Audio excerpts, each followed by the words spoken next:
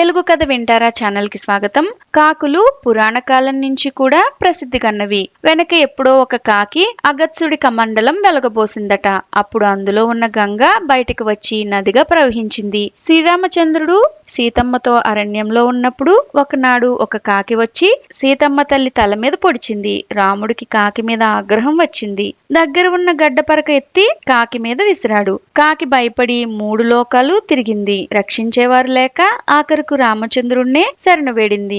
కాకికి ప్రాణం దక్కింది, కానీ ఒక కన్ను పోయింది. ఆనాటి నుంచి కాకులకు వంటి కంటి చూపే. కాకి ఎట్లా చూస్తుందో మీరెరుగుదురు కదా. కాకుల్లో ఉన్న కొన్ని మంచి లక్షణాలు మనుషుల్లో కూడా లేవు. వాటిలో వర్ణభేదం లేదు. అందుకనే తెల్లని కాకులను లేవు తెలియర సుమతి అన్నాడు కవి. కాకులు ఇళ్ల కప్పల మీద వరుసగా కూర్చుని చదువుకోవటం చూసారా, దాన్ని కాకిబడి అంటారు. కాకుల్లో ఇంకో మంచి బుద్ధి కూడా ఉంది. ఒక కాకికి తినేటందుకేమైనా దొరికితే అన్ని కాకులను పిలుస్తుంది, అంతేకాని తన పొట్టకు మాత్రమే చూసుకోదు. వీటిని బట్టి కాకులు చాలా గొప్పవని చెప్పవచ్చు. అటువంటి ప్రసిద్ధిగన్న కాకి వంశంలో పుట్టింది మన కాకమ్మక్క. ఆవిడ గొప్ప సంగీత విద్వాంసురాలు. ఆవిడ గొంతెత్తి కాకధ్వని, కాకభైరవి మొదలైన రాగాలు పాడితే దిక్కులు మారుమోగుతాయి. వినేవాళ్ల చెవులు చిల్లులు పడతాయి. కాకమ్మక్క మొగుడు కాకిబావ చాలా విద్యలు నేర్చినవాడు. పిల్లల్ని నెత్తిన కొట్టి చేతిలో ఉన్న అప్పచ్చులు కాజేయడంలో నేర్పరి. ఇన్ని గొప్ప గుణాలను చూసే కాకమ్మక్క కాకిబావను వరించింది. ఒకనాడు పొద్దున్నే కాకిబావ కాకమ్మక్కయ్యతో అన్నాడు కదా, ఒసే కాకమ్మని, మనం ఈ పూట ఎక్కడికైనా మంచి చోటకి విందుకు పోతే ఎట్లా ఉంటుందే అన్నాడు. బావకు సంతోషంగా ఉన్నప్పుడు అక్కేను కాకమ్మని అని పిలుస్తాడు. బాగానే ఉంటుంది, ఎవరింటికి పోదాం అని రాగం తీసింది కాకమ్మ. కాకమ్మక్క ఎప్పుడూ మామూలుగా మాట్లాడదు, సంగీతంలో తప్ప. దగ్గరే నాయుడు గారి ఇల్లుంది. పొద్దుటి పూట వారింట్లో చక్కని ఇడ్డెన్లు, ఉప్మా చేసుకుంటారు. అయితే నాయుడు గారు కుంభకర్ణుడు. బారెడు పొద్దెక్కి గాని లేవడు. ఏం మనుషులో వీళ్ళు, మనలాగా వీళ్లకు తెల్లవారుజామునే లేచే అలవాటే లేదు. వట్టి సోమరిపోతులు. మన ఇద్దరము నాయుడు గారింటికి పోదాం. నువ్వు కమ్మగా ఆయనకు మేలుకొల్పు పాడు, అప్పుడు ఆయన లేచి మనకు పలహారం పెట్టిస్తాడు అన్నాడు కాకిబావ.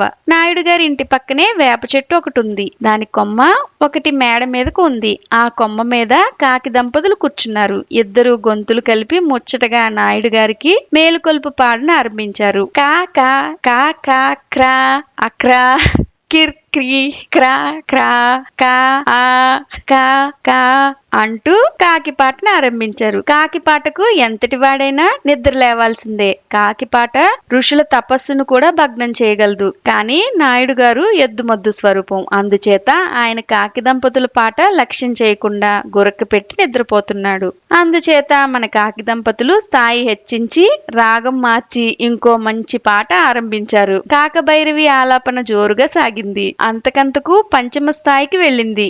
ఎట్లాగైతేనేం నాయుడు గారు లేచాడు. కానీ కాకి పాట ఆనందించడానికి బదులు తన చేతికర్ర కాకుల మీదకు కోపంగా విసిరేశాడు. అది కాస్త వేపకొమ్మల మధ్య చిక్కుకుపోయింది. చేసేది లేక నాయుడు గారు నౌకరును పలహారం పట్టుకురమ్మని కేకవేసి ముఖం కడుక్కోవడానికి వెళ్ళాడు. నౌకరు నాయుడు గారికి పలహారం పట్టుకొచ్చి గదిలో పెట్టి వెళ్ళాడు.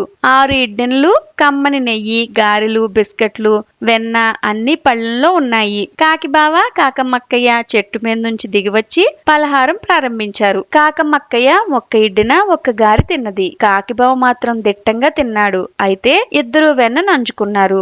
ఇద్దరు ముక్కులకు వెన్న అంటింది. ఇద్దరూ కాసిన మంచినీళ్లు తాగారు. కాకిబావ నాయుడు గారి తివాసి మీద ముక్కు తుడుచుకున్నాడు. కాకమ్మక్కయ్య పక్క గుడ్డలతో తుడుచుకున్నది. ముక్కు తుడుచుకుంటూ ఉండగా కాకిబావకు మంచి ఆలోచన కలిగింది. పలహారం పళ్ళెమంతా పట్టుకుని పోతే ఎంత బాగుంటుంది అని ఆలోచన బాగానే ఉంది, కానీ పట్టుకుపోవడం ఎట్లా? పలహారం పళ్ళెం ముక్కుకు అమరదు. అందుకని కాకిబావ పలహారం పళ్ళెం కింద ఉన్న గుడ్డను ముక్కుతో పట్టుకుని లాగాడు. ఇంకేముంది, బల్ల మీద పళ్ళెము, గిన్నెలు, గ్లాసులు పెద్ద చప్పుడుతో కింద పడ్డాయి. ఇక గప్చుప్ అక్కడ ఏం జరిగిందో కూడా చూడకుండా కాకిబావ కాకమ్మక్కయ్య ఊళ్ళోకి ఉడాయించారు. ఇలాంటి మరెన్నో కథలు వినాలనుకుంటే తెలుగు కథ వింటారా ఛానల్ ని సబ్స్క్రైబ్ చేసుకోండి. మరొక మంచి కథతో మళ్ళీ కలుద్దాం.